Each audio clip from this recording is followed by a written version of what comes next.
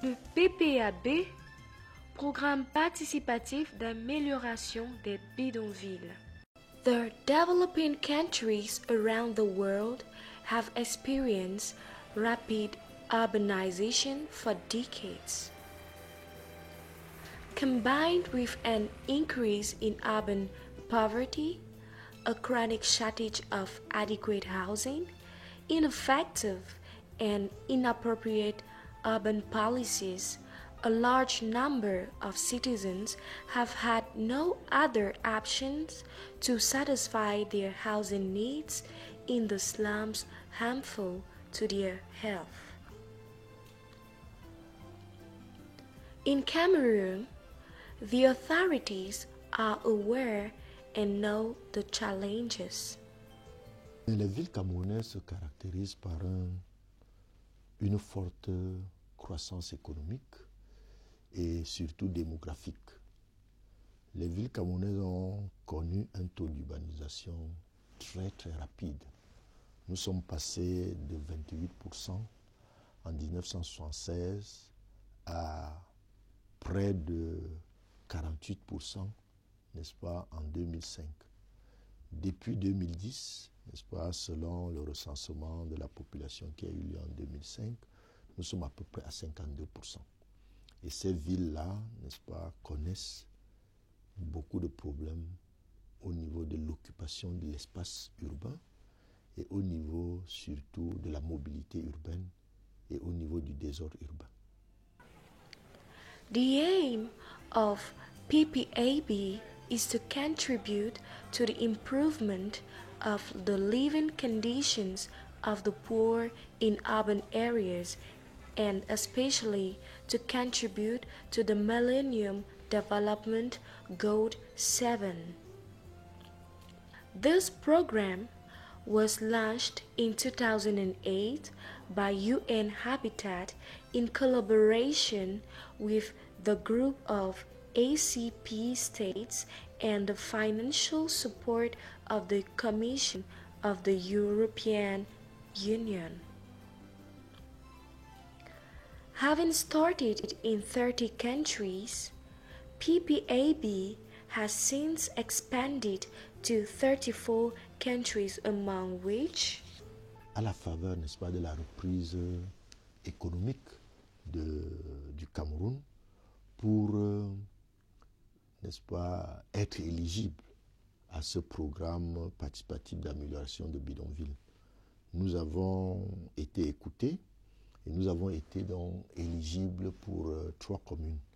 La commune de Yaoundé 6, la commune de Kribi 2 et la commune de Bamenda 3.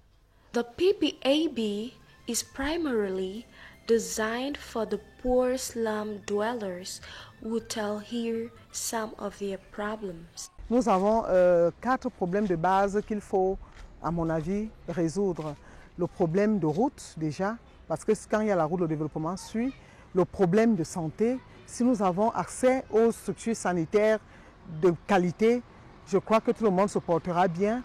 Et nous avons un problème d'accès d'eau. Si on n'a pas une bonne eau, nous serons toujours malades. Et le problème d'électricité.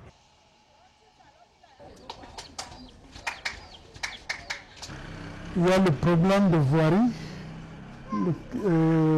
La zone Nkolbikok n'a pas beaucoup de routes et certaines zones sont inaccessibles, même en cas d'incendie ou de sinistre quelconque. Il est difficile que l'on organise une intervention efficace. Il y a le problème d'insalubrité qui est vraiment évident. Il y a le problème de la zone marécageuse qu'il faut absolument traiter. Il y a le problème d'insécurité, compte tenu du fait que l'accès à certaines habitations est difficile.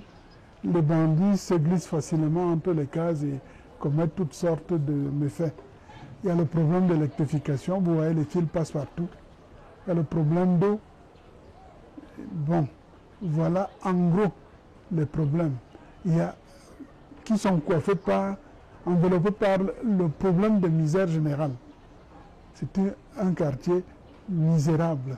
The actors involved give here the scope and the progresses of the activities they are in charge of. La méthodologie de mise en œuvre du PPAB repose sur une démarche participative. En réalité, il s'agit d'associer les populations du début du processus d'amélioration des bidonvilles jusqu'à la fin. Cette association des populations-là nous a donc amené à développer plusieurs étapes d'accompagnement.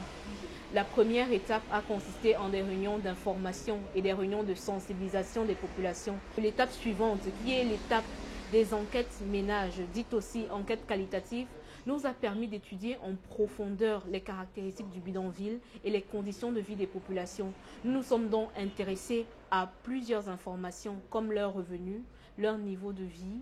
Nous nous sommes également intéressés à leur cadre de vie, qu'il s'agisse de l'habitat, qu'il s'agisse du foncier, qu'il s'agisse de leur environnement. Et donc, ces enquêtes ménages-là, ces enquêtes qualitatives, nous ont fourni une base de données suffisante en mesure de mettre sur pied une planification concertée de l'amélioration des bidonvilles, c'est-à-dire de définir des actions en mesure d'améliorer durablement le bidonville. Et enfin, nous sommes passés à la phase de mise en œuvre d'une organisation communautaire appelée Association des résidents. Cette association des résidents-là a permis de fédérer les différentes initiatives et les différentes visions du développement des populations. Au niveau de Yaoundé, nous sommes déjà à la phase 3. Ça veut dire que nous avons traversé la phase 1, qui est celle des profils urbains.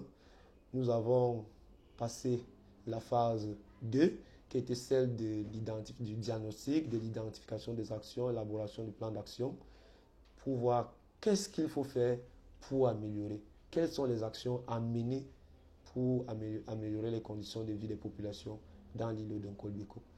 Durant cette phase-là, nous avons produit 5 documents. Le premier document, c'était le diagnostic et la situation du bidonville pour montrer quelles sont les caractéristiques, quels sont les problèmes qu'on retrouve dans la zone et proposer des axes d'amélioration.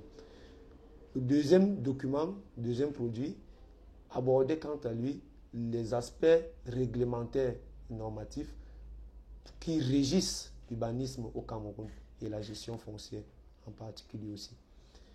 Le troisième document, c'est la stratégie d'amélioration des bidonvilles. Quelles actions mener, avec qui et comment pour parvenir à améliorer les conditions de vie des populations. Le quatrième produit, quant à lui, a abordé les aspects ressources. Les ressources à mobiliser, les ressources financières, les ressources humaines, les ressources matérielles. Donc c'est le rapport de mobilisation des ressources. Et à la fin, nous avons produit 5 fiches d'action, une note conceptuelle, pour des actions prioritaires à mener dans le quartier. What are the fears and expectations of the beneficiaries? Le projet dit qu'il ne finance pas des indemnisations. Qu'en sera-t-il alors de ces populations-là? On se pose toutes ces questions-là. Toutefois, on se dit que le projet nous a déjà permis de rester. Parce que comme vous voyez, on avait 12 mois, on devait nous démolir. Et aujourd'hui, nous sommes à plus de 24, vu même 36 mois, depuis que nous sommes dans le projet. Ça met un peu d'assurance à nous. On aurait aimé avoir une stabilité foncière, savoir ce qu'il en est. Ici, là, on dit qu'on est dans le marécage. En route, là-bas, on n'a pas de titre. Donc, on veut quand même avoir une stabilité. Donc, savoir quel est notre sort. Faut-il améliorer nos maisons? Faut-il attendre qu'on nous casse? Faut-il? On ne sait pas. On se remet seulement au projet. On fait confiance au projet. Question que moi je me pose en tant que résident, parce que moi je suis né ici, comme la plupart des gens qui sont ici, nous avons cette maison que nos parents nous ont léguée. Nous sommes des gens de la basse couche, nous ne savons pas à quel sens s'ouvrir. Quand on nous dit qu'on va casser le quartier, chacun rentre chez lui et tout le monde est dépassé. Que va-t-on faire? Que va-t-on devenir? Est-ce que l'État va nous subventionner? Est-ce que l'État va nous délocaliser? Est-ce que l'État va, en passant, ils vont arranger le quartier, ils vont arranger les routes On ne sait pas, mais on s'en remet à l'État qui nous comprend, nous, la population, parce que nous ne savons pas quoi faire. Il faut savoir que le projet ne vient pas pour détruire, comme on parle d'amélioration, on ne parle pas de destruction.